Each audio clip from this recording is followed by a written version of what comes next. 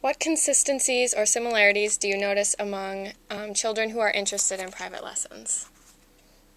Consistencies? Like in personality or circumstances? Usually, I would say most often it's the parent that will push the interest in a 7-year-old or a 6-year-old. So I can't say that the children are consistent in their desire for piano lessons. Some of them really love music, and that's what the parents are responding to, the fact that the children will move to sounds, or if they do have a piano, the child will gravitate towards the piano and like to play, or they'll even like to dance or sing to music on TV. If they are in school already, then perhaps they express some interest because they've seen a teacher at school playing or another student playing, or even at church they've watched people playing and they really want to get involved in it. But in the earlier stages, those that are prior to 6, like 5-year-olds and 4-year-olds, it's usually the parent that kind of makes that decision and sends them in that direction. So. Okay, in what ways do your students progress aside from pianistic improvement as they study music? Well, I think it's a discipline, and they learn to listen very closely in the lesson to what I'm asking them to do. They're responding to a one-on-one teaching situation. It improves their listening to directions, because as a one-on-one situation progresses, the teacher will immediately kind of correct, not correct is the wrong word, but adjust. If the student isn't getting the direction, the teacher will help adjust so that the child will get the direction. They don't always have that in a bigger classroom situation, but it does teach them to listen attentively, and it is a discipline, so they know that they have responsibility for practicing during the week. Their parents may check on them and say, Susie, have you practiced piano today? So it's a couple of things. They learn to stay organized, they take responsibility for their progress, and they learn to listen to directions and respond immediately to directions. So I think that's all very, very helpful, transferring that to a group setting or a classroom setting. When students choose to quit lessons, what are their primary reasons for quitting? There's a variety of reasons for quitting, and they aren't all related. Some children become frustrated, and that can have many contributing factors. They might not have enough, I don't know if privacy is the word, but enough quiet time at home devoted to their practice. They may be in competition with other things going on in the house, be it TV or siblings. They may have a hectic schedule. They may be in a lot of different activities outside of school, so that they're very tired, and the last thing they want to do is practice. If they're doing a lot of soccer, if they're doing dance, or if they're doing another instrument where they're involved in a group practice for that, or there's so many things that pull on their time. Another problem with it is that, or may manifest itself, if a student has a particular way of learning that is not identified yet by the piano teacher, they might need to move a little bit slower. They might need more reinforcement, and not adhere to a cookie cutter kind of curriculum.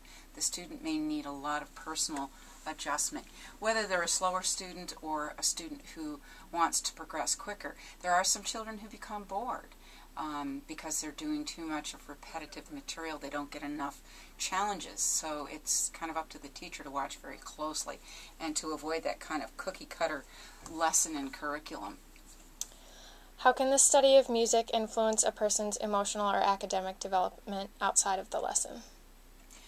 Well, you're encouraging students to express themselves, and there are enough places in the lesson and in the material that you're covering where you can draw them out through relating to nature or relating to a picture or relating to some, movie that they're familiar with.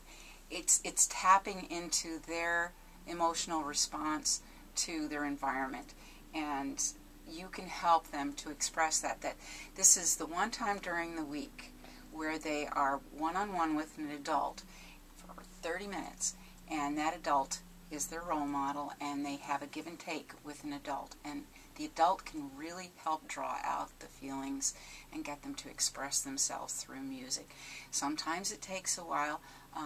They're not mature enough to understand, or they're not mature enough to have feelings, about playing a piece of music that you would like. But you have to demonstrate a lot for them and give them ideas. But I think you can't be extremely hard-nosed about something if they really feel that it should be played, quieter, or if it should be played louder, or if it should be played more jumpy.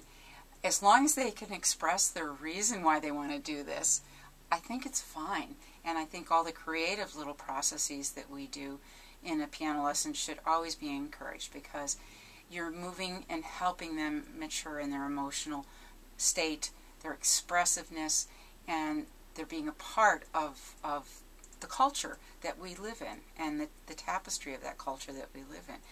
We can also be very promote diversity in lessons by teaching a lot of different pieces from different cultures. Method books are trying to do more of that, and I think we can certainly encourage it.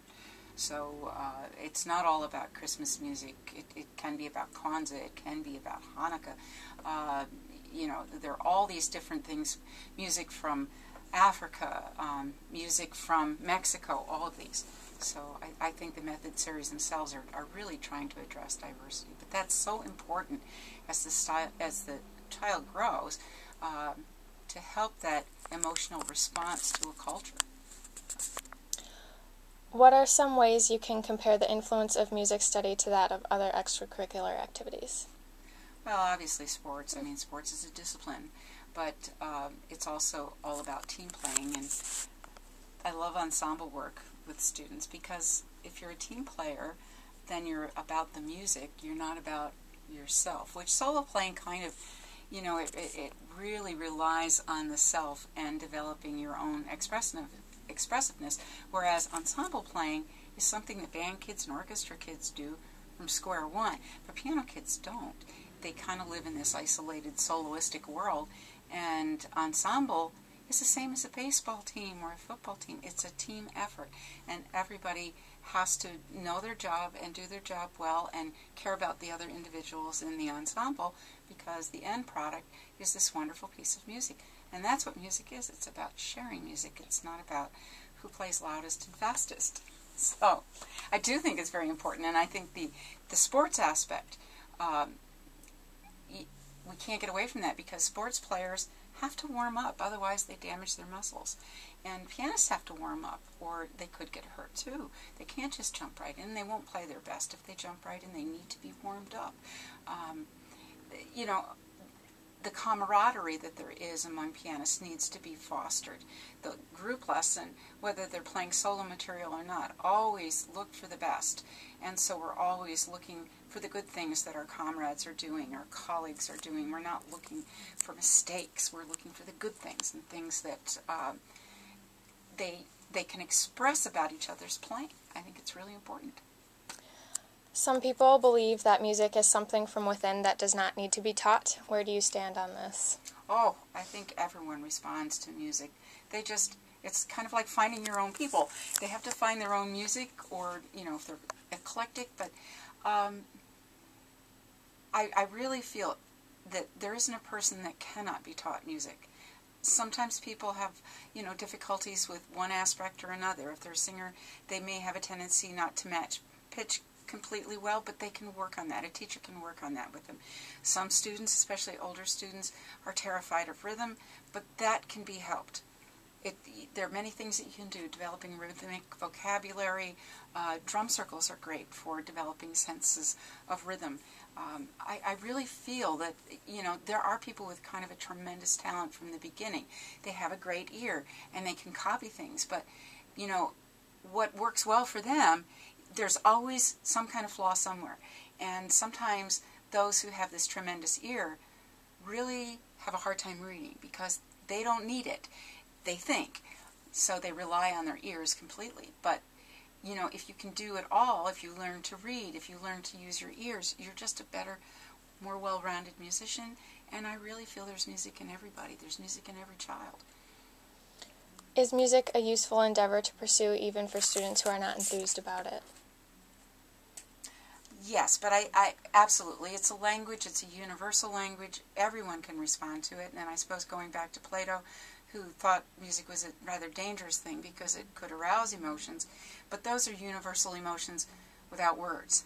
And, if you look at times in history, like even, the wearing of the plaid and the playing of the bagpipes were disallowed in Scotland. And that's because it arouses the emotions of the people, and it has a nationalistic thing about it.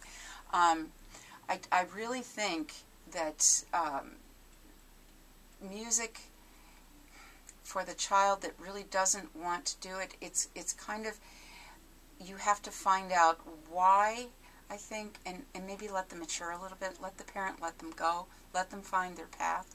They're exposed to it, hopefully in school a little bit, if a parent brings them in, and you have an interview with the child, and the child is really against piano lessons, there's some strategies you can use with them.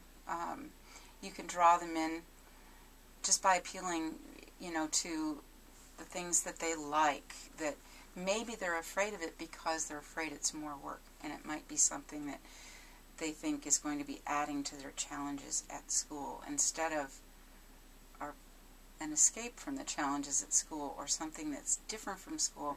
They look at it perhaps as another hard bit of work they're going to have to do. So, and there may be reasons for that too. They may be having difficulties in school, and they might be feeling overburdened.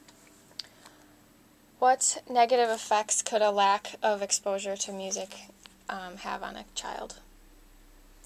Well, music is so enjoyable. You would be taking away one of the integral parts of culture, of being a human being, of, responding to one of our senses. And it would be like taking all the art down.